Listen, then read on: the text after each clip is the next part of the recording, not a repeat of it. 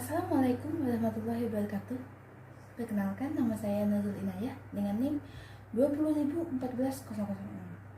Saya jurusan Prodi Fisika kelas A. Pertama-tama yang saya hormati Ibu Safika selaku dosen pengampu mata kuliah dakwah. Bismillahirrahmanirrahim. Alhamdulillahirrahmanirrahim. Assalatu wassalamu ala asyrafil anbiya'i wal mursalin Sayyidina wa maulana Muhammadin wa ala alihi wa sahbihi ajma'in, amma ba'du. Pertama-tama marilah kita panjatkan puja dan puji syukur kehadirat Allah Subhanahu wa taala yang telah melimpahkan rahmat, taufik, hidayah serta inayahnya kepada kita semua sehingga kita dapat berkumpul di tempat ini dengan keadaan sehat walafiat. Tak lupa juga salawat serta salam tetap kita haturkan kepada junjungan besar kita Nabi Muhammad Sallallahu Alaihi Wasallam beserta keluarga dan para sahabatnya, karena berkat beliaulah kita dapat menikmati kehidupan yang mulia ini. Amin ya rabbal alamin.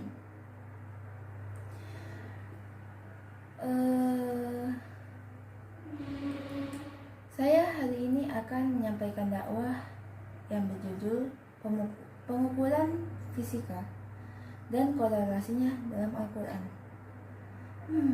Kalau dipikir, apakah saling berhubungan? Apakah pengukuran sendiri atau pengukuran itu tidak ada di dalam Al-Quran?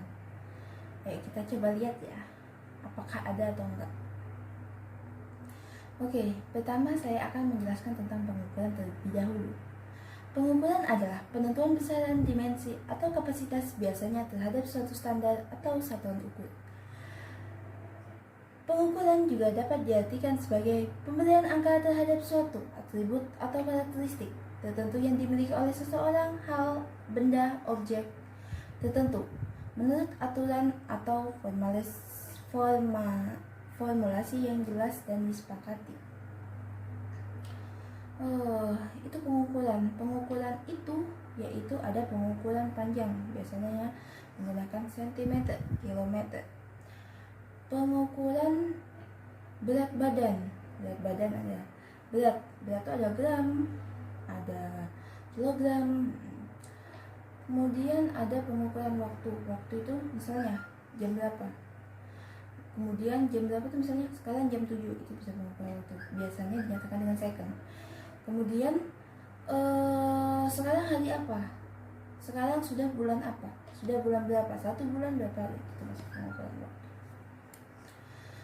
Dahulu sebelum adanya satuan-satuan baku, masyarakat menggunakan menggunakan satuan ukur itu bersifat tradisional, misalnya dengan jengkal atau hasta. Nah, jengkal atau hasta ini digunakan untuk mengukur panjang. Sedangkan ada juga yang menggunakan waktu, digunakan dengan kedipan mata atau tarikan nafas, itu waktu. Jadi kedipan mata sekali itu, kedipan mata kita tuh berapa lama, sekali tarikan nafas kita tuh berapa lama, itu untuk pengukuran waktu.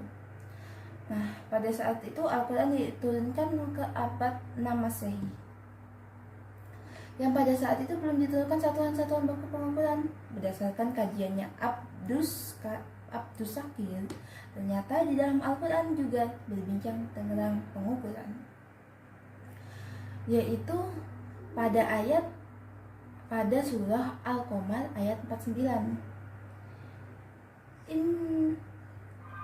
Inna kulla syai'in khalaqnahu biqadar, yang artinya sesungguhnya kami menciptakan segala sesuatu menurut ukuran. Nah, Allah sudah menjelaskan bahwa Dia menciptakan segala sesuatu itu menurut ukurannya.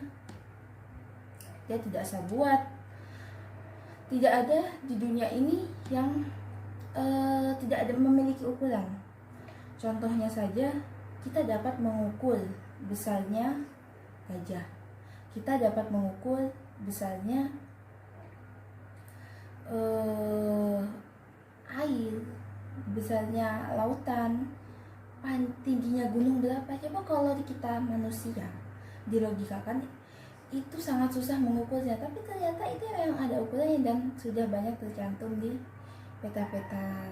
Di mata-mata pelajaran kita juga mengetahui panjang sungai, bahkan kita juga ketahui buktinya saat ini ada sungai Nil terpanjang di dunia. Nah, kalau tidak mengetahui ukurannya bagaimana bisa dinobatkan sebagai sungai terpanjang di dunia. Kemudian ada beberapa gunung yang juga dinobatkan sebagai gunung tertinggi di dunia. Kalau tidak diukur bagaimana bisa mengetahui? Itu termasuk gunung terpanjang di dunia. Kemudian ada juga planet terjauh dari matahari. Saturnus merupakan planet paling jauh. Kalau tidak diukur, bagaimana bisa sebuah pernyataan itu merupakan planet paling jauh? Kemudian semua yang diciptakan Allah Subhanahu wa Ta'ala memang sudah seperti itu. Nah, dalam ayat tersebut juga ditafsirkan oleh para ahli, salah satunya yaitu dari ayat ini mencakup seluruh makhluk dan seluruh alam, baik alam atas maupun alam bawah. Hanya Allah yang menciptakan, tak ada pencipta selain Allah, tidak ada sekutu baginya dalam menciptakan semuanya. Allah menciptakan berdasarkan ketentuan yang telah terdahulu, berdasarkan ilmunya dan sesuai dengan catatan penanya, berdasarkan waktu dan ukuran yang telah ditetapkan dan bersifat tercakup dalam segala hal. Nah, udah jelas kan? Waktu dan ukurannya sudah ditetapkan. Waktu, ukurannya sudah ditetapkan. Jadi saya di sini membuat kesimpulan bahwa Allah tidak menciptakan semua di dunia ini sembarangan. Semuanya sudah ada ketetapannya masing-masing, semuanya sudah ada ukurannya masing-masing. Tidak ada yang tidak berguna bagi ciptaan Allah, tinggal manusia saja yang menemukan dan memanfaatkannya. Baiklah, karena waktu mungkin saya hanya bisa menyampaikan ini saja. Jika ada kekurangan dalam penyampaian saya mohon maaf. Jika saya ada salah kata, saya mohon maaf. Dan jika judul dan materinya tidak korelasi, saya mohon maaf. Wabillahi taufiq wal hidayah. Wassalamualaikum warahmatullahi wabarakatuh.